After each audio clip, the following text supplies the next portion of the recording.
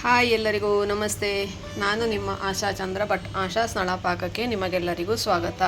ಇವತ್ತು ನಾವು ರುಚಿಯಾದ ಒಂದು ತೊಕ್ಕು ಹೇಗೆ ಮಾಡೋದು ಅಂತೇಳಿ ಹೇಳಿಕೊಡ್ತಾ ಇದ್ದೇವೆ.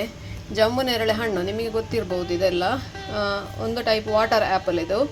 ಅದನ್ನು ಉಪಯೋಗಿಸಿಕೊಂಡು ಇವತ್ತು ನಾವು ಇದರಿಂದ ಒಂದು ತುಂಬ ದಿವಸ ಇಡುವಂಥ, ಇದು ಜಾಸ್ತಿ ದಿವಸ ಉಳಿಯುವುದಿಲ್ಲ, ಹಾಗಾಗಿ ತುಂಬ ದಿನ ಉಪಯೋಗಿಸುವಂಥ ತೊಕ್ಕನ್ನು ಹೇಗೆ ಮಾಡ್ಬೋದು ಅಂತ ಹೇಳೋದನ್ನು ನಾವು ಹೇಳಿಕೊಡ್ತಾ ಇದ್ದೇವೆ. ಬನ್ನಿ ಸ್ನೇಹಿತರೆ, ಈಗ ಜಂಬು ನೇರಳೆ ಹಣ್ಣಿನ ತೊಕ್ಕು ಹೇಗೆ ಮಾಡೋದು ಅಂತ ಹೇಳೋದನ್ನು ನೋಡುವ. ಜಂಬು ನೇರಳೆಯ ತೊಕ್ಕು ಮಾಡಲಿಕ್ಕೆ ಫಸ್ಟಿಗೆ ನಾವು ಇದನ್ನು ಚೆನ್ನಾಗಿ ತೊಳ್ಕೊಂಡು ಇದನ್ನೀಗ ಸಣ್ಣದಾಗಿ ಕಟ್ ಮಾಡಿಕೊಳ್ಳುವ. ಇದನ್ನು ನೋಡಿ, ಫಸ್ಟಿಗೆ ಹೀಗೆ ಮಧ್ಯದಿಂದ ಭಾಗ ಮಾಡಿಕೊಳ್ಳಿ. ಇದರೊಳಗಡೆ ದೊಡ್ಡ ಬೀಜ ಇರ್ತದೆ ಒಂದು, ನೋಡಿ. ಈ ಬೀಜ ಇದರಲ್ಲಿ ನಾವು ಉಪಯೋಗಿಸೋದಿಲ್ಲ. ಈ ಬೀಜವನ್ನು ನೀವು ಒಂದು ಸ್ವಲ್ಪ ಮಣ್ಣು ಹಾಕಿ ಲಕೋಟೆಯಲ್ಲಿ ಹಾಕಿಟ್ರೆ ಇದರಿಂದ ಗಿಡ ಮಾಡಿಕೊಳ್ಬೋದು. ಬೇರೆ ಏನಕ್ಕೂ ಇದು ಉಪಯೋಗ ಆಗೋದಿಲ್ಲ.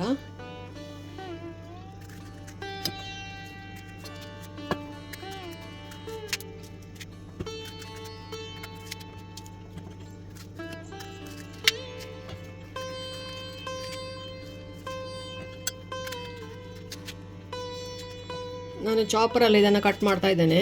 ಚಾಪರಿಗೆ ಇದನ್ನೆಲ್ಲ ಸಣ್ಣ ಸಣ್ಣ ತುಂಡು ಮಾಡಿ ಹಾಕ್ಕೊಂಡು, ಇದನ್ನು ಸಣ್ಣ ಕಟ್ ಮಾಡಿ ಕೂಡ ಹಾಕ್ಕೊಳ್ಬೋದು ಚಾಕುವಲ್ಲಿ, ಅಥವಾ ತುರಿದು ಕೂಡ ಮಾಡ್ಬೋದು. ಇದು ಸುಲಭ ಆಗ್ತದೆ ನನಗೆ, ಹಾಗಾಗಿ ನಾನು ಹೀಗೆ ಮಾಡ್ತಾ ಇದ್ದೇನೆ.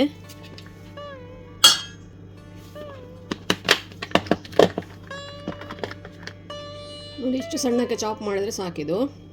ಎಲ್ಲವನ್ನು ಕೂಡ ನೋಡಿ ಇಷ್ಟು ಸಣ್ಣದಾಗಿ ಚಾಪ್ ಮಾಡಿಕೊಂಡೆ ನಾನು. ಅದಕ್ಕೆ ಹಾಕಲಿಕ್ಕೆ ಒಂಚೂರು ಮಸಾಲೆ ಹುಡಿ ಮಾಡಿಕೊಳ್ಳುವ. ಒಂದು 1/4 ಟೀ ಸ್ಪೂನಷ್ಟು ಮೆಂತೆ, 1 ಟೀ ಸ್ಪೂನಷ್ಟು ಸಾಸಿವೆ, 1 ಟೀ ಸ್ಪೂನಷ್ಟು ಜೀರಿಗೆ, 1 ಟೇಬಲ್ ಸ್ಪೂನಷ್ಟು ಕೊತ್ತಂಬರಿ. ಇವಿಷ್ಟನ್ನು ಡ್ರೈ ಆಗಿ ಹುರಿದುಕೊಳ್ಳುವ. ಎಣ್ಣೆ ಹಾಕ್ತಿಲ್ಲ ನಾನು ಇದಕ್ಕೆ. ಇದನ್ನು ಈಗ ಹುಡಿ ಮಾಡಿಕೊಳ್ಬೇಕು ನಾವು. ಒಂದು 5 ಟೇಬಲ್ ಸ್ಪೂನಷ್ಟು ಸಾಸಿವೆ ಎಣ್ಣೆ ಹಾಕ್ಕೊಳ್ತಾ ಇದ್ದೇನೆ. ನೀವು ಯಾವ ಎಣ್ಣೆ ಬೇಕಾದರೂ ಹಾಕ್ಕೊಳ್ಬೋದು. ಸಾಸಿವೆ ಎಣ್ಣೆ ಸರಿಯಾಗಿ ಬಿಸಿಯಾದ ನಂತರ 1 ಟೀ ಸ್ಪೂನಷ್ಟು ಸಾಸಿವೆ, ಸ್ವಲ್ಪ ಕರಿಬೇವು, 1 ಗಡ್ಡೆಯಷ್ಟು ಬೆಳ್ಳುಳ್ಳಿಯನ್ನು ಜಜ್ಜಿ ಹಾಕ್ಕೊಳ್ತಾ ಇದ್ದೇನೆ. ಇಲ್ಲಿ ಬೆಳ್ಳುಳ್ಳಿ ಆಪ್ಷನಲ್ಲ, ನಿಮಗೆ ಬೇಕು ಅಂತಾದರೂ ಹಾಕ್ಬೋದು, ಬೇಡ ನಿಮಗೆ ಇಷ್ಟ ಇಲ್ಲ ಬೆಳ್ಳುಳ್ಳಿ ಅಂತಾದರೆ ಇದನ್ನು ಸ್ಕಿಪ್ ಮಾಡ್ಬೋದು. ಆದರೆ ಬೆಳ್ಳುಳ್ಳಿ ಹಾಕಿದರೆ ಅದಕ್ಕೊಂದು ಒಳ್ಳೆ ಟೇಸ್ಟ್ ಬರ್ತದೆ, ಹಾಗಾಗಿ ನಾನು ಬೆಳ್ಳುಳ್ಳಿ ಹಾಕ್ತಾ ಇದ್ದೇನೆ. ಬೆಳ್ಳುಳ್ಳಿ ಸರಿಯಾಗಿ ಫ್ರೈ ಆಗಬೇಕಿಲ್ಲಿ. ಫ್ರೈ ಆದ ನಂತರ ನಾವು ಇದೇ ಎಣ್ಣೆಗೆ ನಾವು ಚಾಪ್ ಮಾಡಿಟ್ಟಂತಹ ಜಂಬು ನೇರಳೆಯನ್ನು ಸೇರಿಸ್ಕೊಳ್ಳುವ. ಇದೆಲ್ಲವನ್ನು ಕೂಡ ದೊಡ್ಡ ಉರಿಯಲ್ಲೇ ಮಾಡ್ಕೊಳ್ತಾ ಇದ್ದೇನೆ. ನೋಡಿ, ಬೆಳ್ಳುಳ್ಳಿ ಚೆನ್ನಾಗಿ ಫ್ರೈ ಆಯಿತು. ಈಗ ನೋಡಿ, ನಾನು ಇದೇ ಎಣ್ಣೆಗೆ ಸಣ್ಣಗೆ ಚಾಪ್ ಮಾಡಿದಂತಹ ಜಂಬು ನೇರಳೆಯನ್ನು ಹಾಕ್ಕೊಳ್ತಾ ಇದ್ದೇನೆ. ನೀರು ಹಾಕಲಿಕ್ಕಿಲ್ಲ ಎಲ್ಲಿ ಕೂಡ, ಇದು ಇದರಲ್ಲೇ ಈಗ ಫ್ರೈ ಆಗಬೇಕು. ಆಮೇಲೆ ಒಂದು ಸ್ವಲ್ಪ ಸಣ್ಣ ಉರಿಯಲ್ಲಿ ಇದನ್ನು ಫ್ರೈ ಮಾಡಿದರೆ ಅದೇ ನೀರು ಬಿಟ್ಕೊಳ್ತದೆ. ಅದೇ ನೀರಲ್ಲಿ ಇದನ್ನು ಫ್ರೈ ಮಾಡಬೇಕು, ನೀರು ಸೇರಿಸಬಾರ್ದು ಎಲ್ಲಿ ಕೂಡ.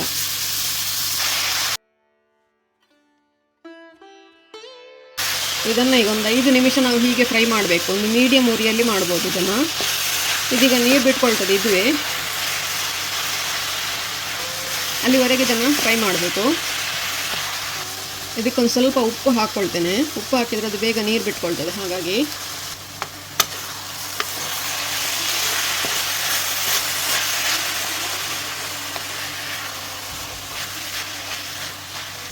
ಇದು ನೋಡಿ, ಈಗ 5 ನಿಮಿಷ ಆಯಿತು.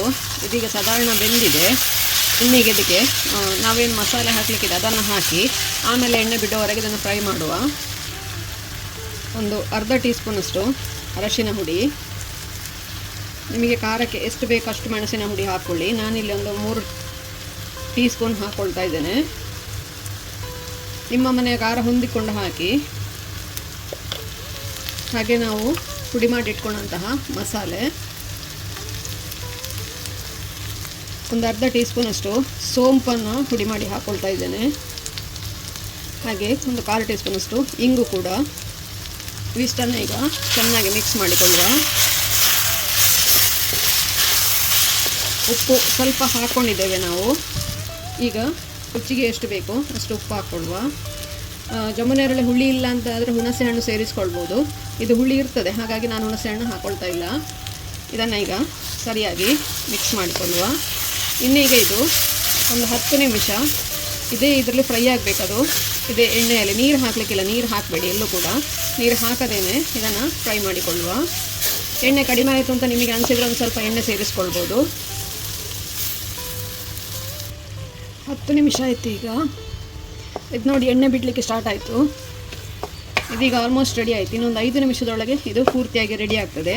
ಸಣ್ಣ ಉರಿಯಲ್ಲಿ ಮಗಚಿಕೊಂಡೇ ಇರಿ. ಪೂರ್ತಿಯಾಗಿ ಎಣ್ಣೆ ಬಿಟ್ಟ ನಂತರ ಇದನ್ನು ಒಂದು ಸ್ಟೀಲ್ನ ಬುತ್ತಿಗೆ ತುಂಬಿಸಿ ಇಟ್ಕೊಂಡ್ರೆ ನಿಮಗೆ ಒಂದು ತಿಂಗಳು 2 ತಿಂಗಳಿಗೆಲ್ಲ ಇದು ಫ್ರಿಜ್ಜಲ್ಲಿ ಇಟ್ಕೊಂಡು ಚಟ್ನಿ ಥರ ಅಥವಾ ಉಪ್ಪಿನಕಾಯಿ ಥರ ಸೈಡ್ ಡಿಶ್ ಆಗಿ ಉಪಯೋಗಿಸ್ಕೊಳ್ಬೋದು. ಸ್ವಲ್ಪ ಸ್ವೀಟ್ ಟೇಸ್ಟ್ ಇಷ್ಟಪಡುವವರು ಇದಕ್ಕೆ ಒಂದು 2-3 ಸ್ಪೂನಷ್ಟು ಬೆಲ್ಲ ಕೂಡ ಹಾಕ್ಕೊಳ್ಬೋದು. ನಾನು ಹಾಕಲಿಲ್ಲ ಇಲ್ಲಿ.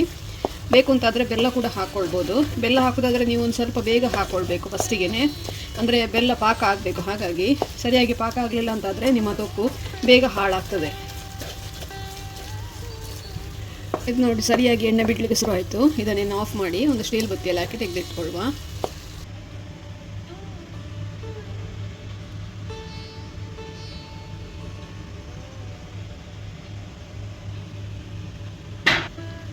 ನೀವು ಕೂಡ ಈ ರುಚಿಯಾದ ಜಂಬುನೇರಳೆಯ ತೊಕ್ಕನ್ನು ಟ್ರೈ ಮಾಡಿ ನೋಡಿ. ಹೇಗಾಯಿತು ಅಂತ ನಮಗೆ ಕಮೆಂಟ್ ಮೂಲಕ ತಿಳಿಸಿ. ಲೈಕ್ ಕೊಟ್ಟು ಶೇರ್ ಮಾಡಿ. ನೀವಿನ್ನೂ ನಮ್ಮ ಚಾನಲನ್ನು ಸಬ್ಸ್ಕ್ರೈಬ್ ಮಾಡ್ಕೊಳ್ಳಿಲ್ಲ, ಸಬ್ಸ್ಕ್ರೈಬ್ ಮಾಡಿಕೊಂಡು ಪಕ್ಕದಲ್ಲೇ ಇರೋ ಬೆಲ್ ಐಕಾನನ್ನು ಒತ್ತಿ ನಮ್ಮನ್ನು ಸಪೋರ್ಟ್ ಮಾಡಿ. ಮುಂದಿನ ವಿಡಿಯೋದಲ್ಲಿ ಹೊಸ ಅಡುಗೆಯೊಂದಿಗೆ ಹೊಸ ರೆಸಿಪಿಯೊಂದಿಗೆ ಪುನಃ ನಿಮ್ಮನ್ನು ಭೇಟಿ ಆಗ್ತೇನೆ. ಧನ್ಯವಾದಗಳು.